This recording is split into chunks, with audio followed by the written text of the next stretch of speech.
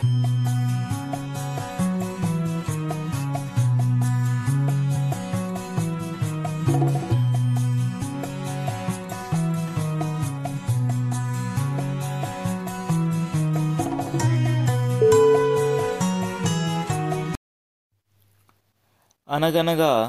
ఒక ఊరు.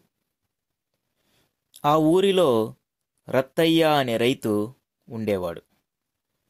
ఆయనకు లేక లేక ఒక కొడుకు పుట్టాడు. వాడి పేరు జగ్గయ్య. ఒట్టి అమాయకుడు. రత్తయ్య ముసలివాడైనాడు. జబ్బు చేసింది. దగ్గి దగ్గి అలిసిపోయేవాడు. డాక్టర్ వచ్చాడు. మందులిచ్చాడు.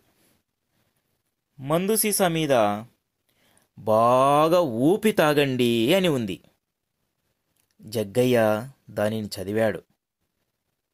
మందు తాగించాడు. కానీ రత్తయ్యకు దగ్గు తగ్గలేదు. మళ్ళీ డాక్టర్ వచ్చాడు. మందు తాగించావా అని అడిగాడు. ఓ, నాన్నను బాగా ఊపి మందు తాగించాను అన్నాడు జగ్గయ్య.